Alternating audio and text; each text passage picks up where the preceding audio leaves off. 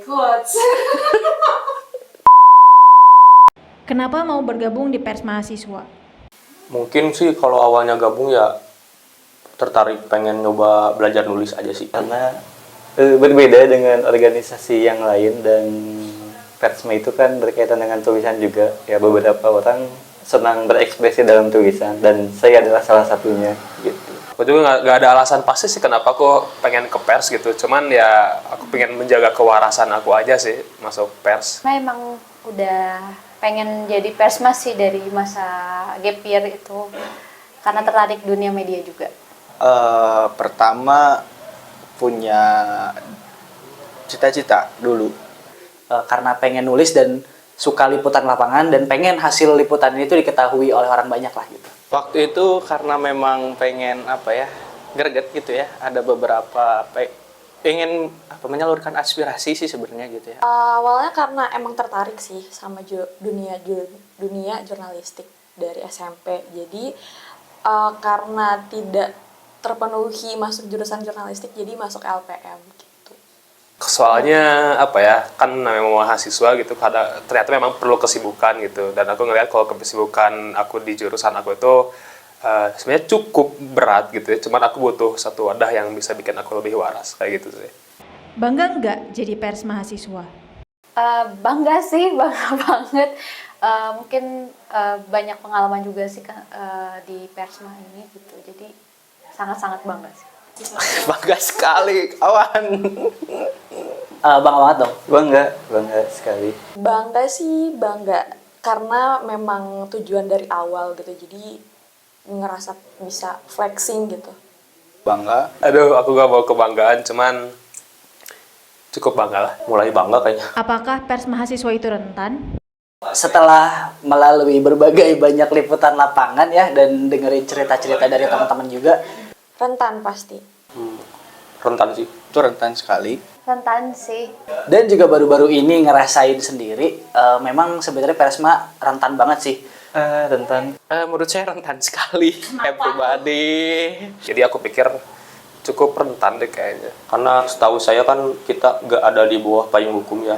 Seperti UU Pers atau apa. Karena pertama kalau misal di kampus, kalau di kampus aku sendiri itu kita terlalu diatur. Jadi kebebasan berekspresi atau berpendapatnya tuh masih kayak ada ruang ruang geraknya dibatasi gitu. Jadi kalau misal melewati dari itu jadinya rentan gitu. Aku belum pernah jadi salah satu korban. Cuman memang bukan korban yang kayak ancaman intimidasi secara langsung ya. Cuman kayak aku juga sering dengerin omongan kayak jangan deh bahas isu kayak gini mah, terlalu sensitif kayak gitu dari mahasiswa-mahasiswa sendiri sih. Bahkan kayak mereka aja gitu buat ngobrolin hal itu pun mereka takut gitu sebagai mahasiswa gitu. Karena pers mahasiswa itu belum ada sampai sekarang regulasi dari pemerintah itu sendiri. Karena kalau kita lihat dalam undang-undang pers sendiri yang dilindungi itu hanyalah pers yang sudah memiliki badan hukum. Sedangkan pers mahasiswa itu masih di bawah kampus atau regulasi SK Rektor itu sendiri. Rentannya itu bahkan di dalam kampus sendiri itu tuh kita nggak bisa ngerasa aman gitu.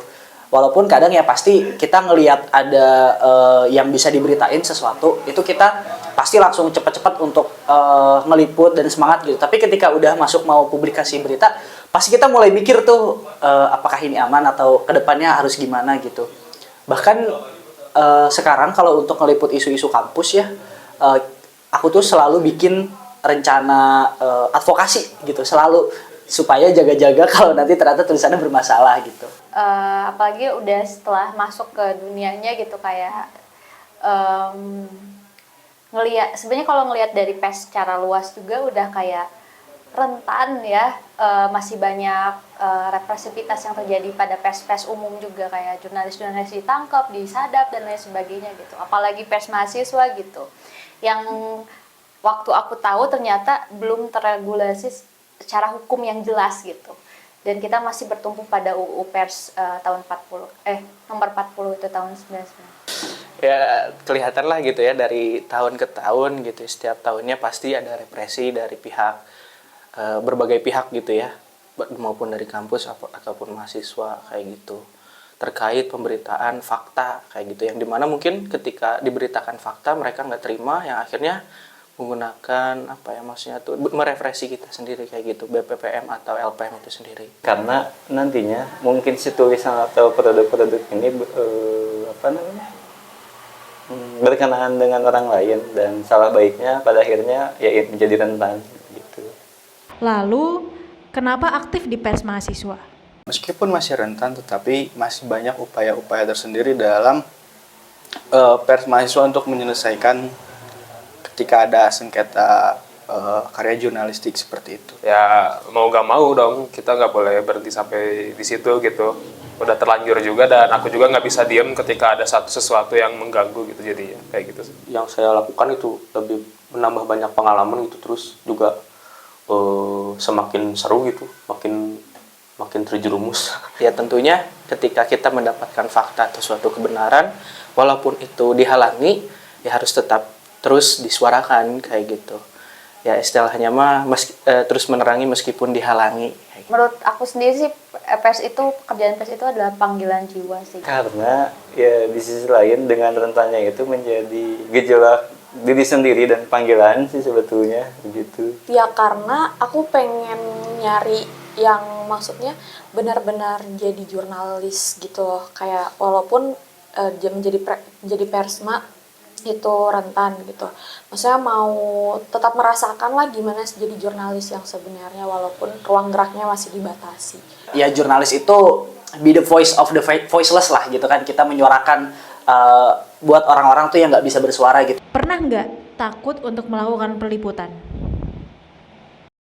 Lumayan sih. Pernah sebenarnya. Pernah sih, terutama waktu itu pas lagi aksi terus ricuh kan.